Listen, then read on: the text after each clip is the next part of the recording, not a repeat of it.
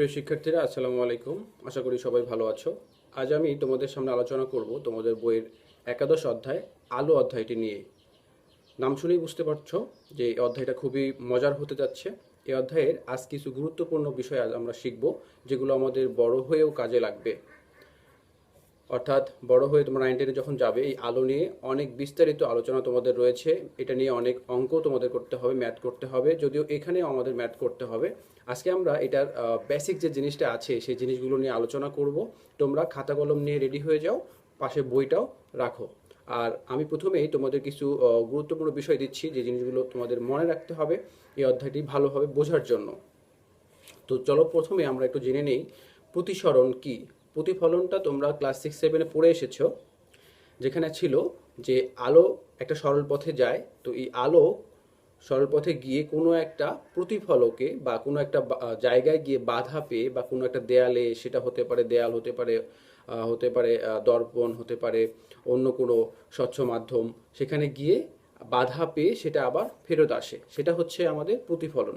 কিন্তু আজকে আমরা যে বিষয়টা জানতে যাচ্ছি সেটা হচ্ছে প্রতিসরণ। এখানে যেটা হবে যে আলো আসলে অনেক সময় যে সবসময় যে শুধু প্রতিফলনই হবে তা নয়, আলো একটা মাধ্যম থেকে অন্য একটা মাধ্যমে যাবে। অর্থাৎ যদি একটা ধরো স্বচ্ছ গ্লাস যে রয়েছে, আমরা আমাদের বাসায়, অনেকের বাসায় থাই গ্লাসের জানালা রয়েছে, সেখানে আমরা দেখতে পাই যে ভিতর থেকে আমরা বাইরের অংশটা দেখতে পাই। এটা আসলে কিভাবে সম্ভব? যেটা হচ্ছে যে আলো একটা মাধ্যম থেকে অন্য একটা মাধ্যমে যেতে পারে, অর্থাৎ আলোটা ভেদ করে অপর প্রান্তে যেতে পারে। এই ঘটনাগুলো আসলে এই প্রতিসরণের ক্ষেত্রে আমাদের মুখ্য বিষয় বা আলোচনার বিষয়। সেটা হচ্ছে যে আলো, ধরো একটা স্বচ্ছ কাঁচ তুমি নিয়েছো, এই পাশ থেকে তুমি ওই পাশে দেখতে পাচ্ছ, অথবা ধরো পানিতে তুমি মাছ দেখতে পাচ্ছ। তাহলে পানি একটা মাধ্যম, আর এই যে আমরা যে খোলা অবস্থায় রয়েছি, এটা হচ্ছে বায়ু মাধ্যম বা শূন্য মাধ্যম বা বায়ু মাধ্যম আমরা বলতে পারি। এই বায়ু মাধ্যম আর পানি, এখানে তাহলে মাধ্যম হচ্ছে দুটো। তাহলে প্রতিসরণের ক্ষেত্রে অবশ্য দুটো বিষয় খেয়াল রাখতে হবে। সেটা হচ্ছে যে দুটো মাধ্যম এখানে আমাদের দরকার প্রতিসরণের জন্য। তাহলে প্রতিসরণটাকে জেনে নিই। প্রতিসরণটা আসলে কি? প্রতিসরণটা হচ্ছে আলো সরল পথে গিয়ে একটা মাধ্যম থেকে অন্য একটা মাধ্যমে গমন করলে, একটা মাধ্যম থেকে অন্য একটা মানে একটা স্বচ্ছ মাধ্যম ভেদ করে অপর প্রান্তে যায় যখন, অর্থাৎ আলো একটা মাধ্যম থেকে অন্য পথে গেলে তখন সে তার দিক পরিবর্তন করে। আলোর এই দিক পরিবর্তনের ঘটনাকেই বলা হবে আলোর প্রতিসরণ। অর্থাৎ এটা আসলে প্রতিসরণ একটা ঘটনা। অর্থাৎ আলো যে যায় একটা মাধ্যম থেকে অন্য একটা মাধ্যমে যায়, তখন সে তার স্বাভাবিকভাবেই যে সরল পথে যাওয়া, মানে একটা ডিরেক্ট একটা সরল পথে যাওয়ার কথা ছিল, কিন্তু তা না করে সে তার দিকটা একটু পরিবর্তন করে নেয়। এই দিক পরিবর্তন করার ঘটনাটাই হচ্ছে আলোর প্রতিসরণ। তাহলে প্রতিসরণের ক্ষেত্রে আমাদের দুটো জিনিস মাথায় রাখতে হবে। সেটা হলো যে এক নম্বর কথা, আমার মাধ্যম হতে হবে দুটো। মাধ্যম হতে হবে দুটো। মাধ্যম হতে হবে দুইটি। মাধ্যম হতে হবে দুইটি। অর্থাৎ একটা মাধ্যম এখানে অবশ্যই আমাদের মানে হবে না, অবশ্যই সেখানে দুটো মাধ্যমের দরকার হবে। তাহলে একটা মাধ্যম থেকে অন্য মাধ্যমে যেতে পারবে। ওকে। আর এখানে যেটা হয় যে এই যাওয়ার পথে, 2 নম্বর কথা হলো যাওয়ার পথে, মানে প্রথম মাধ্যমে যেভাবে গেল, যে সরল পথে যাচ্ছে সেই পথে না গিয়ে অন্য মাধ্যমে যখন সে ঢুকবে, তখন তার দিকটা পরিবর্তন করবে, অর্থাৎ দিক পরিবর্তন করবে। আমি এখানে বলতে পারি আলো তার দিক পরিবর্তন করবে, আলোক রশ্মি তার দিক পরিবর্তন করবে। দ্বিতীয় কথা বলা যায় আলোক রশ্মি তার দিক পরিবর্তন করে। আলোক রশ্মি তার দিক পরিবর্তন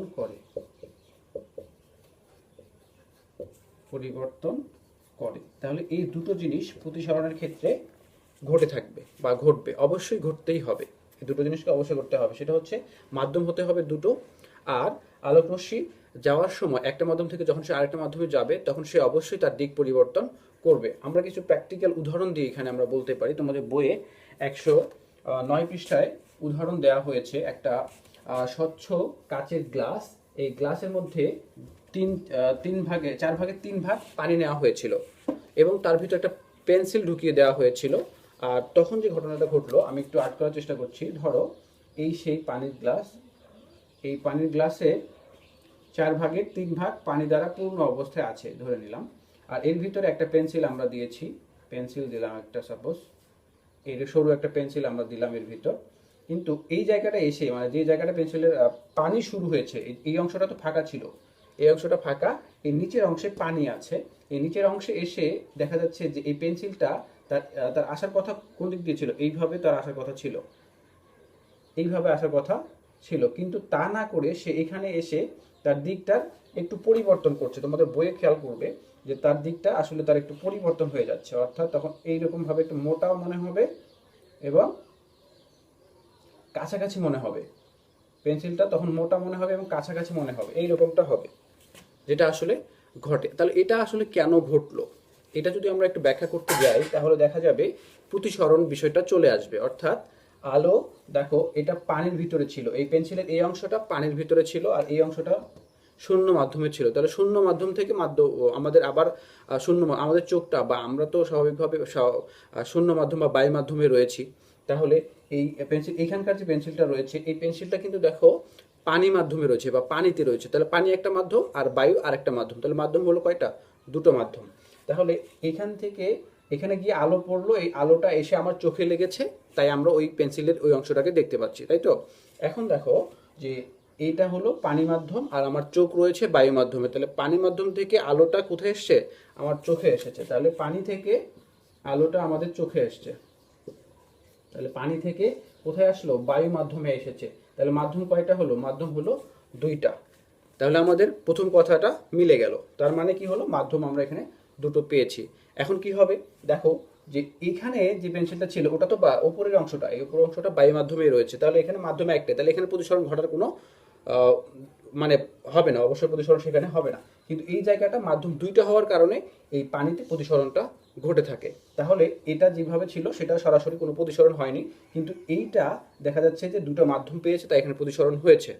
ওকে, তাহলে কি হবে যে ঘন মাধ্যম থেকে আমাদের হালকা বা বায়ু মাধ্যমে আসলে তখন এই জিনিসটাকে মনে হচ্ছে যে কাছাকাছি চলে আসবে। এখানে আমি আরো কিছু মজার জিনিস তোমাদেরকে দিচ্ছি, সেটা হলো যে মাধ্যম যে দুটো হবে তার মধ্যে পার্থক্য রয়েছে, অর্থাৎ মাধ্যমের ঘনত্বের উপর নির্ভর করেও কিন্তু বস্তুটাকে কাছে, অনেক সময় কাছে মনে হবে, অনেক সময় দূরে মনে হবে, এরকমটা হয়ে থাকে। তাহলে আমি তোমাদের সহজ একটা টেকনিক দিচ্ছি, সেটা হলো মাধ্যম যদি হালকা হয় তাহলে দুটো মাধ্যমের মধ্যে ধরো এক নম্বর কথা, মাধ্যম আমি বলি তাহলে ঘন থেকে হালকায় যদি যায়, আচ্ছা তারও আগে আরো আরো প্রাথমিক কিছু আলোচনা আমি একটু করে নিই, সেটা হচ্ছে প্রতিসরণের ক্ষেত্রে দুটো মাধ্যম লাগে। ধরো এই আমি একটা দাগ রেখা টানলাম, ধরো আমি এই অংশে রেখেছি পানি, ওয়াটার, আর এই অংশে কিছু নাই, মনে করো বায়ু, তার মানে কি কিছু নাই মানে বায়ু আছে, বাতাস রয়েছে। ওকে, তাহলে আর এই যে এটাকে আমি দিয়েছি, এটা হচ্ছে তাদেরকে আলাদা করেছে, অর্থাৎ এই জিনিসটাকে বলবো আমরা বিভেদ। অর্থাৎ মানুষের মধ্যে দুটো ভালো বন্ধুর মধ্যে যদি সম্পর্ক খারাপ করে দেওয়া হয় তাহলে ওখানে দ্বিতীয় একটা মাধ্যম বা তৃতীয় একটা মাধ্যমে আসতে হয়, সেটা হচ্ছে অর্থাৎ তাদের মধ্যে বিভেদ তৈরিকারী যে মাধ্যম সেটা। তাহলে দেখো এই বায়ু আর এই পানির মধ্যে আমি এদেরকে আলাদা করেছি এই অংশটা দিয়ে, এই রেখাটা দিয়ে। ওকে, তাহলে এটাকে এই তলটাকে বলা হবে বিভেদ তল। তাহলে যা দ্বারা আসলে দুজনের মধ্যে বিভেদ তৈরি করা হয় সেটাই হচ্ছে বিভেদ তল। তাহলে এই অংশটাকে আমরা কি বলবো, অর্থাৎ দুটো মাধ্যমকে যে আলাদা করে সেটা হচ্ছে বিভেদ তল, বিভেদ তল। ঠিক আছে, তাহলে দুটো মাধ্যমকে আলাদা করে যে তল সেটাকে বলা হবে বিভেদ তল। আচ্ছা এবারে আসি, আমরা ক্লাস 6-7 শিখে এসেছিলাম যে যে রেখাটা এইভাবে আসে বা কোনো একটা বিভেদ তলে অথবা কোনো প্রতিফলকে এসে পড়ে সেটাকে বলি আমরা আপতিত রশ্মি। আমরা 6-7 পড়ে এসেছি আমরা, এখানে তাহলে এটাকে বলবো আপতিত রশ্মি, আপতিত রশ্মি। আমরা এটার নাম দিতে পারি, ধরো এটা এ, আর এখানে আমরা নাম দিলাম ধরো এ, একটা আপতিত রশ্মি এ। ওকে, দেখো এই আপতিত রশ্মি এই বিভেদ তলে বা প্রতিফলকে যে জায়গাটাতে বা যে বিন্দুতে এসে পড়ে তাকে আমরা শিখেছিলাম ক্লাস 6-7 শিখেছিলাম আপতন বিন্দু। তাহলে এই জায়গায় যদি আমরা নাম দিই, এটার নাম ধরো ও দিলাম, ও, তাহলে ওটা হবে কি আপতন বিন্দু, আপতন বিন্দু, আপতন বিন্দু ও। ওকে, তাহলে আহ, আমরা এখানে দুটো জিনিস জানলাম, একটা হচ্ছে আপতিত রশ্মি। আপতিত রশ্মি বিভেদ তলে যে বিন্দুতে এসে পড়ে সেটাকে বলা হয় আপতন বিন্দু।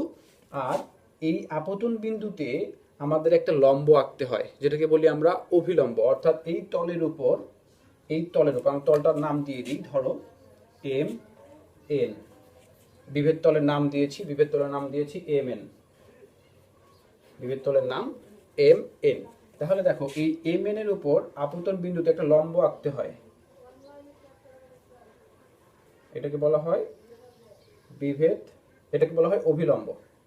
ওকে, তাহলে অভিলম্বটা কি? অভিলম্ব হচ্ছে যে বিন্দুতে এসে আপতিত রশ্মিটা এসে পড়ে সেই বিন্দুতে ওই তলের উপর বা ওই বিভেদ তলের উপর বা ওই প্রতিফলক পৃষ্ঠের উপর যে লম্বটা আঁকা হয় তাকে বলা হয় অভিলম্ব। আমরা এটার নাম দিই, এটার নাম ধরো পি কিউ। তাহলে পি কিউ হচ্ছে আমার অভিলম্ব। ওকে, তাহলে দেখো, তাহলে এখানে আমরা আপতন কোণ কোনটাকে বলতে পারি? আপতন কোণ কি আমরা জানি কি, যে আপতিত রশ্মি বিভেদ তলে অভিলম্বের সাথে যে কোণ উৎপন্ন করে তাকে বলা হয় আপতন কোণ। তাহলে আপতন কোণ হবে এটা। আপতন কোণকে আমরা আই দিয়ে প্রকাশ করি। তাহলে আপতন কোণ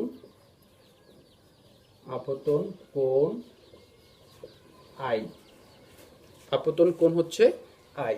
আচ্ছা, এখন দেখো এই জায়গায় বলো তোমরা যে বাতাস আর পানি এই দুটোর মধ্যে ঘন কে? অবশ্যই পানি ঘন, আর বায়ু হচ্ছে হালকা। তাহলে আলোক রশ্মিটা কোন দিক থেকে আসছে? আলোক রশ্মিটা হালকা থেকে আসলো, এসে ধরো এটা হচ্ছে একটা স্বচ্ছ মাধ্যম, এই মাধ্যমটা ভেদ করে সে ঘন মাধ্যমের দিকে যাবে। তাহলে আমরা যদি এটাকে টানি, আমি একটু মিশিয়ে দিচ্ছি, এটাকে টানলে তখন ঘটনাটা এইরকম ঘটবে, দিক পরিবর্তন করে এইভাবে আসবে। এটা হচ্ছে ওয়াটার। তাহলে দেখো মজার একটা বিষয় এখানেই ঘটে গেল, সেটা হলো আসছে এইভাবে, তার তো স্বাভাবিকভাবে এই পথেই আসার কথা, অর্থাৎ সোজা এই পথেই আসার কথা ছিল, কিন্তু সে কি করলো, তার দিকটা একটু পরিবর্তন করে নিয়েছে। এটাই হচ্ছে আমাদের প্রতিসরণ। আর এটা এই রেখাটা এই দিকে না গিয়ে এই দিকে কেন আসলো, এই জিনিসটা আমরা এখন শিখবো। তাহলে এই রেখাটাকে আমরা কি বলতে পারি? এটাকে আমরা বলি, এটা নাম দিই একটা, এখানে বি ব্যবহার করা হয়নি, তাহলে ধরো আমরা এখানে বি দিলাম। তাহলে ও বি হচ্ছে আমার প্রতিসৃত রশ্মি। একটা হচ্ছে প্রতিফলিত রশ্মি, আর একটা হচ্ছে প্রতিসৃত রশ্মি। মজার বিষয় হলো প্রতিফলিত কোনটা, যেটা আসলে প্রতিফলিত রশ্মি মানে কি, যেটা ওই মাধ্যমেই ফেরত যায়। অর্থাৎ ধরো আমি একটা আয়নাতে টর্চ লাইট দিলাম, মারলাম, তখন দেখা যাবে যে আয়নায় আলোটা গিয়ে পড়ে আবার এইভাবে ব্যাক করেছে। অর্থাৎ যত ডিগ্রি কোণে আমরা আয়নাতে লাইটটাকে তাক করেছি, ঠিক তত ডিগ্রি কোণে সেটা বের হয়ে যাবে। এটা হচ্ছে প্রতিফলন। কিন্তু প্রতিসরণটা কি বা প্রতিসৃত রশ্মিটা কি? সেটা হচ্ছে যে একটা মাধ্যম থেকে ভেদ করে অপর একটা মাধ্যমে যখন যাবে যে রশ্মিটা, সেটাকে বলা হবে প্রতিসৃত রশ্মি বা প্রতিসৃত রশ্মি। তাহলে দেখো এই তার স্বাভাবিক দিক থেকে একটু ওই দিকে চলে গেল। এটা যাওয়ার মূল ঘটনাটা হলো এরকম। এখানে একটা কথা তোমাদের মনে রাখতে হবে, দুটো কথা। একটা হচ্ছে যদি আলোক রশ্মি যদি ঘন থেকে হালকার দিকে যায় একটা কথা, আর একটা হচ্ছে হালকা থেকে ঘনর দিকে যায় আরেকটা কথা। আলোক রশ্মি যদি এমন হয় যে ঘন থেকে হালকায় যায়, ঘন থেকে হালকায় গেলে তখন কি হবে, এই অভিলম্বের দিকে অবিলম্ব থেকে দূরে সরে যাবে ঘন থেকে হালকার দিকে গেলে। আর যখন হালকা থেকে ঘনর দিকে যাবে, যখন হালকা থেকে ঘনর দিকে যায়, তখন হবে কি, অভিলম্বের দিকে সরে যাবে, তখন অভিলম্বের দিকে সরে যাবে। বিষয়টাকে আমরা আরো সহজভাবে মনে রাখতে পারি। সেটা হলো, ধরো দুই বন্ধুর মধ্যে সম্পর্ক খুবই ভালো, অর্থাৎ খুবই ক্লোজ ফ্রেন্ড তারা। তাহলে যখন তাদের মধ্যে সম্পর্কটা খারাপ হয়ে যাবে তখন কি হবে, তারা পরস্পর থেকে দূরে সরে যাবে না। অর্থাৎ যখন খুবই ঘন মহব্বত বা ঘন বন্ধুত্ব যখন থাকে তখন তারা কাছাকাছি থাকে, আর যখন তাদের মধ্যে একটা সম্পর্কে ফাটল ধরে যায়, অর্থাৎ তাদের মধ্যে একটু ছাড়া ছাড়া ভাব হয়ে যায়, তখন কিন্তু তারা দূরে দূরে সরে যায়। অর্থাৎ যখন হালকা থেকে ঘনর দিকে আসে, তার মানে তাদের প্রথম দিকের অবস্থাটা কেমন ছিল, হালকা থেকে ঘন। তাদের প্রথম দিকের বন্ধুত্বটা একটু হালকা ছিল, যখন ঘন হয়ে গেল বন্ধুত্বটা তখন তাদের কাছাকাছি, অর্থাৎ অবিলম্বের দিকে সরে এসেছে। এবং যখন তাদের মধ্যে সম্পর্কটা খারাপ হয়ে গেল, খুবই ভালো বন্ধুত্ব ছিল একটা সময়, কিন্তু তাদের মধ্যে সম্পর্কটা খারাপ হয়ে যাওয়ার কারণে কি হবে, মানে সম্পর্কটা খুবই ঘন থেকে আস্তে আস্তে হালকা হয়ে যাচ্ছে, মানে ঘন থেকে হালকার দিকে যাচ্ছে, তখন তাদের মধ্যবর্তী দূরত্বটা বেড়ে যাবে, অর্থাৎ অভিলম্ব এবং এই তোমার প্রতিশ্রিত রশ্মিটা দূরে সরে যাবে, অভিলম্ব থেকে প্রতিশ্রিত রশ্মিটা দূরে সরে যাবে। তাহলে টেকনিকে মনে রাখতে পারো বিষয়গুলো তোমরা। তাহলে প্রথম কথা হলো, যদি আলোক রশ্মি ঘন থেকে হালকার দিকে যায়, ঘন থেকে অর্থাৎ সম্পর্ক ভালো ছিল, খুব ভালো সম্পর্ক ছিল, তখন তারা ঘন অবস্থায় ছিল, যখন সম্পর্কটা খারাপ হয়ে গেল তখন তারা পরস্পর থেকে দূরে সরে যাবে, অর্থাৎ তখন অভিলম্ব থেকে প্রতিশ্রিত রশ্মি দূরে সরে যায়।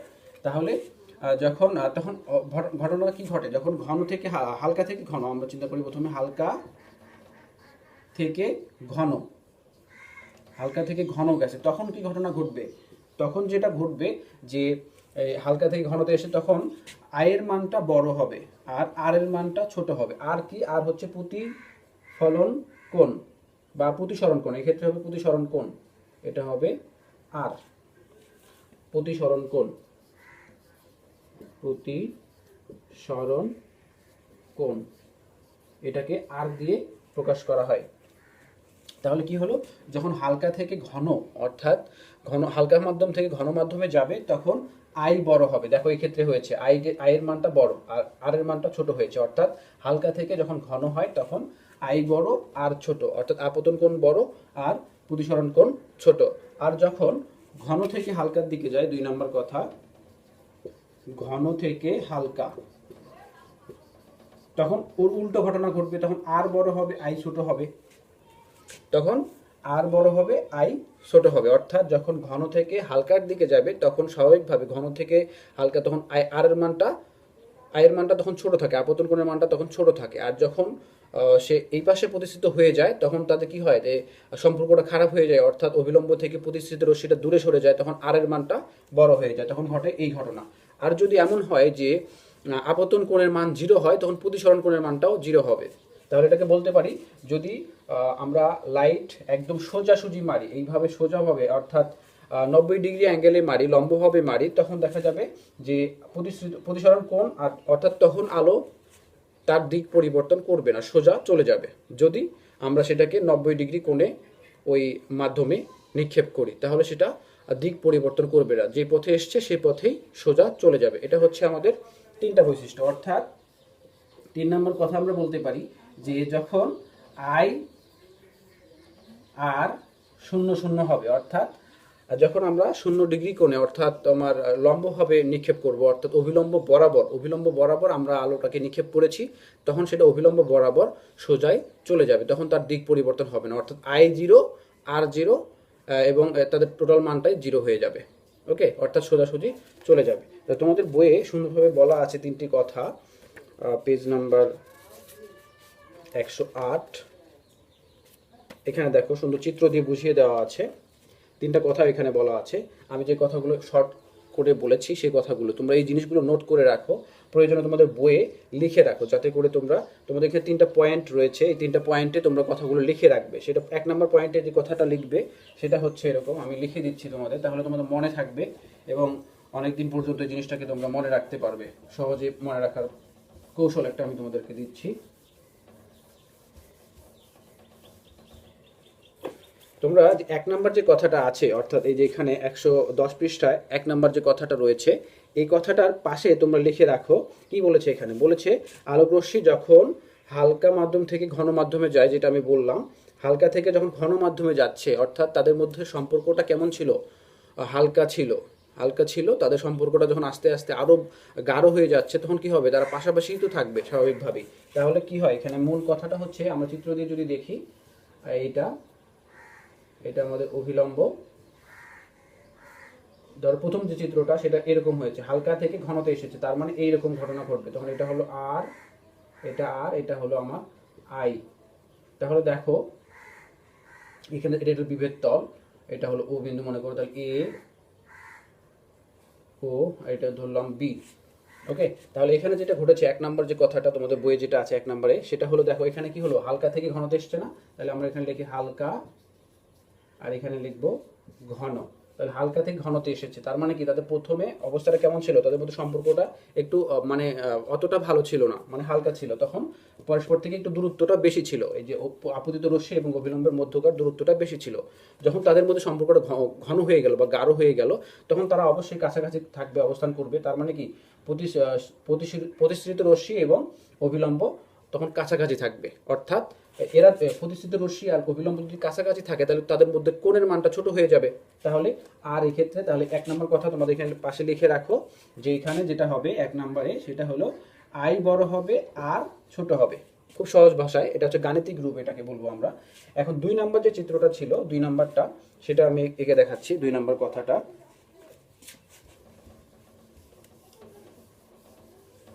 2 নম্বর যে কথাটা ছিল, আলোক রশ্মি একটি মাধ্যম থেকে যখন অন্য মাধ্যমে প্রতিসৃত হয় এবং পুনরায় একই মাধ্যমে নির্গত হলে আপতন কোণ নির্গত কোণ সমান হবে।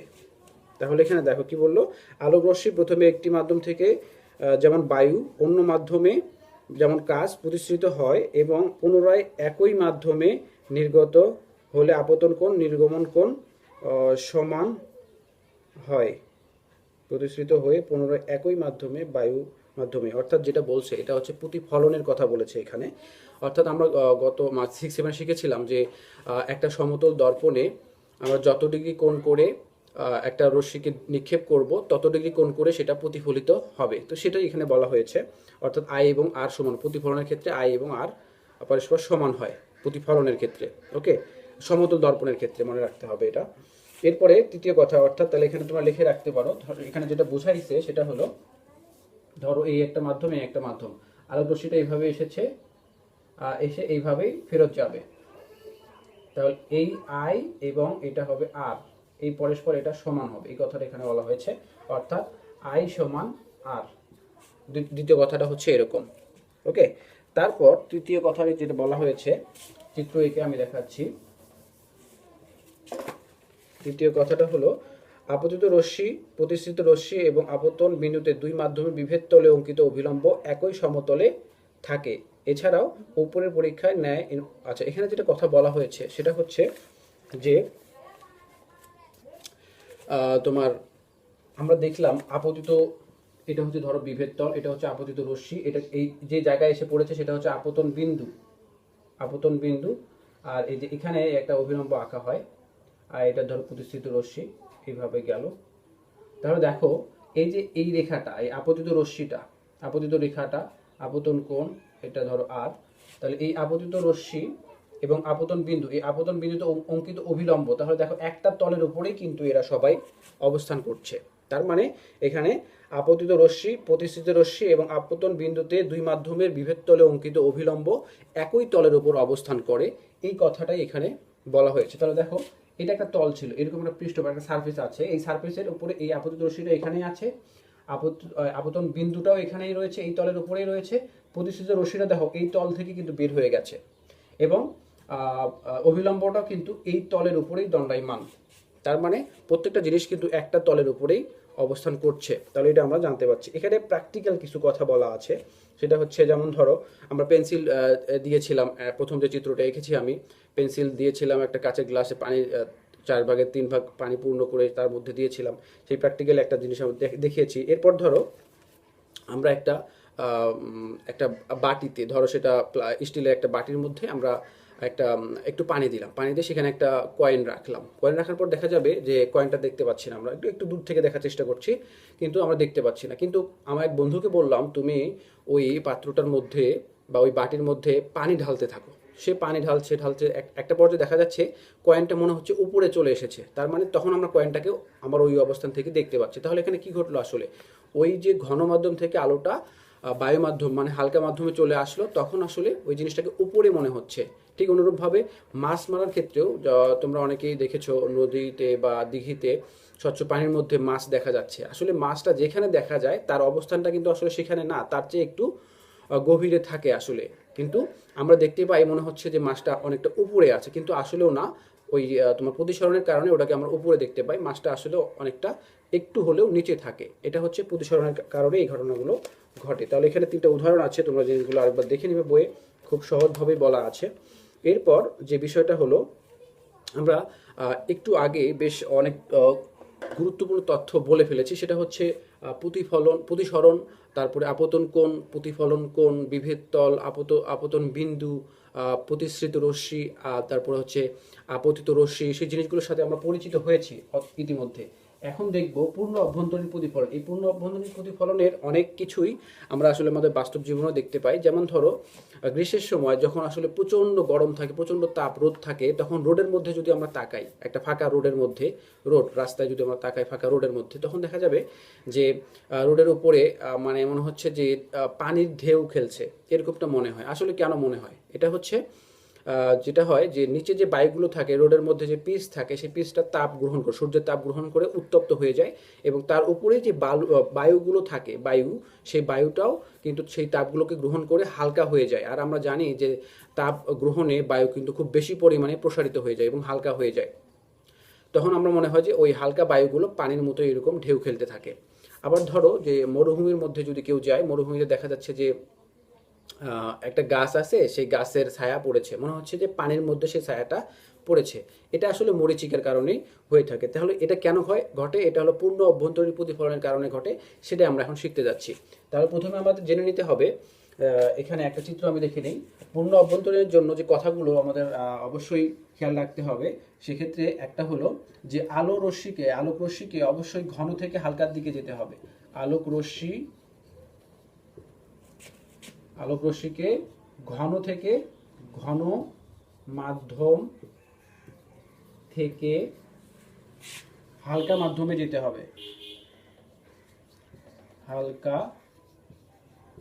মাধ্যমে যেতে হবে, এটা হলো এক নাম্বার কথা। ঘন থেকে হালকা মাধ্যমে, অবশ্যই ঘন থেকে হালকা মাধ্যমে যেতে হবে। আর যেটা ঘটবে পূর্ণ অভ্যন্তরীণ, আমরা শর্তগুলো বলছি। পূর্ণ অভ্যন্তরীণ প্রতিফলনের মানে কখন ঘটবে সেই কথাগুলো নিয়ে আমরা আলোচনা করছি। মানে পূর্ণ অভ্যন্তরীণ প্রতিফলন কখন ঘটবে সেটা নিয়ে আলোচনা করছি। তাহলে দেখো, যেখানে এক নম্বর কথা হলো যে আলোক রশ্মিকে অবশ্যই ঘন থেকে হালকা মাধ্যমের দিকে যেতে হবে।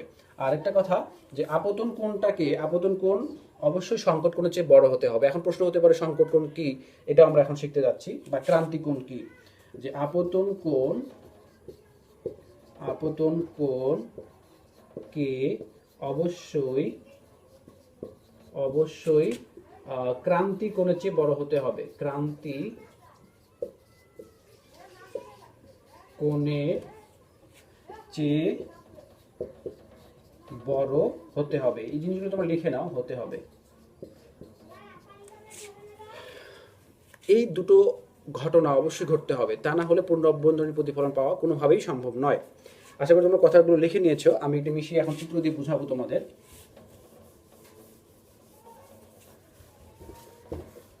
ওকে, তাহলে আমরা কি বলেছিলাম? আমরা বলেছিলাম আলোক রশ্মিকে অবশ্যই ঘন থেকে হালকার দিকে আসতে হবে। তাহলে ধরো এটা হলো ঘন মাধ্যম,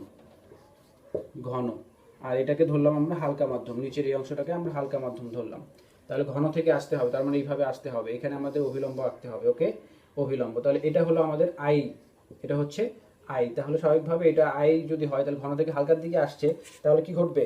ঘন থেকে হালকার দিকে গেলে অবশ্যই তোমার প্রতিষ্ঠিত রশ্মিটা অভিলম্ব থেকে দূরে সরে যাবে। তাহলে এটা তার স্বাভাবিক গতি এই বরাবর আসার কথা ছিল, কিন্তু না, সে কি করবে? এইভাবে যাবে, তার দিকটা পরিবর্তন করবে। ওকে, এরপর ধরো আমরা আয়ের মানটাকে, তাহলে আর কি হলো? আর হলো আমার এটা। এবার আমরা ধরো আয়ের মানটাকে আরেকটু বাড়িয়ে দিব, অর্থাৎ আপতন কোণের মানটাকে আরেকটু বড় করব। ধরো আমরা এইভাবে দিলাম। এটা হচ্ছে আমাদের এবারেরটা, তাহলে এটা হচ্ছে এবারেরটা, হচ্ছে এটা। এবার এইভাবে বাড়ানোর ফলে আমরা আপতন কোণটাকে যদি বাড়াই, তাহলে সেই অনুপাতে অবশ্যই প্রতিসরণ কোণটাও বাড়বে। তাহলে এটা বেড়ে মনে করো এবার সে এই বরাবর চলে গেল, অর্থাৎ যে বিভেদ তল রয়েছে আমার, যে বিভেদ তলটা এখানে ছিল, এই বিভেদ তল ঘেঁষে এই প্রতিসৃত রশ্মিটা বের হয়ে যাবে। যদি এরকমটা হয়, তাহলে দেখো এবার আর এর মানটা কি হলো? মানে প্রতিসরণ কোণের মানটা কত হলো? 90 ডিগ্রি হয়েছে না? 90 ডিগ্রি হয়েছে। তাহলে এটা যদি লম্ব হয়, তাহলে এটা অবশ্যই 90 ডিগ্রি হয়েছে, পুরোটা 90 ডিগ্রি হয়েছে। তাহলে আমরা কি বলতে পারি? সংজ্ঞাটা এরকম হবে ক্রান্তিকোণের, যে আপতন কোণের যে মানের জন্য প্রতিসরণ কোণের মান 90 ডিগ্রি হয় বা সর্বাধিক হয় তাকেই বলা হবে ক্রান্তিকোণ বা সংকট কোণ। ওকে, তাহলে কিভাবে লিখবা আমি আরেকবার বলছি, তোমরা লিখে নাও। সেটা হচ্ছে আপতন কোণের যে মানের জন্য প্রতিসরণ কোণের মান সর্বাধিক হয় বা 90 ডিগ্রি হয় তাকেই ক্রান্তিকোণ বা সংকট কোণ বলে। তাহলে এবার দেখো, যদি আমরা এবার এটা হলো ক্রান্তিকোণের সংজ্ঞাটা এখানে গেল। এবার ধরো আমরা এই আপতন কোণের মানটাকে আরেকটু বাড়িয়ে দিলাম, আর একটু বাড়িয়ে দিলাম। ধরো আমরা এবার এই বরাবর করলাম, এই বরাবর দিয়ে দিলাম এবার। তাহলে দেখো যে আমাদের এই প্রতিসরণ কোণের মানটাও একটু বাড়ার কথা, কিন্তু প্রতিসরণ কোণের মানটা 90 ডিগ্রির চেয়ে বেশি কখনোই হওয়া সম্ভব নয়। তাহলে এবার কি ঘটবে? এবার ঘটবে যেটা, সেটা হলো এইভাবে যখন আমরা আলোক রশ্মিটাকে দিয়েছি, আপতিত রশ্মিটাকে দিয়েছি, তখন কি হবে? যে এটা বিভেদ তলের উপরে চলে যাবে, অর্থাৎ যে মাধ্যম থেকে এসেছে সেই মাধ্যমে আবার প্রতিফলিত হবে। তখন ঘটবে এরকম, এভাবে এসেছে তখন এটা এইভাবে বের হয়ে যাবে, এইভাবে এটা হলো, আমি যদি নাম্বারগুলো নাম্বারিং করি, এটা হলো 1, এটা হলো 2, এটা হলো 3। তাহলে 1-এর জন্য আমরা পেয়েছিলাম কোনটা? 1-এর জন্য পেয়েছিলাম এইটা, এটা হলো 1, এটা 2-এর জন্য আমরা এটা পেয়েছি, আর এটা হলো 3-এর জন্য। তাহলে দেখো যে 2-এর জন্য যেটা পেলাম, 2 নাম্বারটা, সেটা বিভেদ তল ঘেঁষে গেছে। তখন আমরা এই 2 নাম্বার, অর্থাৎ এটাকে বলতে পারবো আমরা সংকট কোণ। সংকট কোণকে থিটা সি দিয়ে প্রকাশ করা হয়, থিটা সি এইভাবে লিখতে হয়, ক্রান্তিক কোণ থিটা সি এইভাবে লিখবা তোমরা। তাহলে এটাকে বলা হচ্ছে ক্রান্তিকোণ। তাহলে এটা হচ্ছে আমার থিটা সি। ওকে, 2 নাম্বারটা মানে আপতন কোণের যে মানের জন্য তোমার প্রতিসরণ কোণের মানটা সর্বাধিক হয়, অর্থাৎ এখানে সর্বাধিক 90 ডিগ্রি হয়েছে, তার মানে সর্বাধিক হয়েছে। তাহলে এই আপতন কোণটাকেই বলা হবে সংকট কোণ বা ক্রান্তিকোণ। এবার দেখো, সংকট কোণের চাইতে যখনই আমরা 1 ডিগ্রিও যদি বৃদ্ধি করি, তাহলে আলোক রশ্মিটা দ্বিতীয় মাধ্যমে আসবে না। অর্থাৎ এটা মাধ্যম কয়টা ছিল? একটা ঘন, একটা হালকা, তার মানে মাধ্যম 2টা ছিল।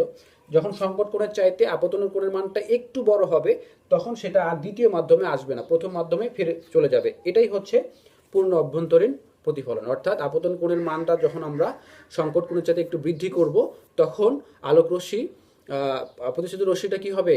তোমার দ্বিতীয় মাধ্যমে না এসে প্রথম মাধ্যমে প্রতিফলিত হবে, আর এই ঘটনাকেই বলা হবে পূর্ণ অভ্যন্তরীণ প্রতিফলন। তো আজকের আলোচনা আমরা এখানেই শেষ করব।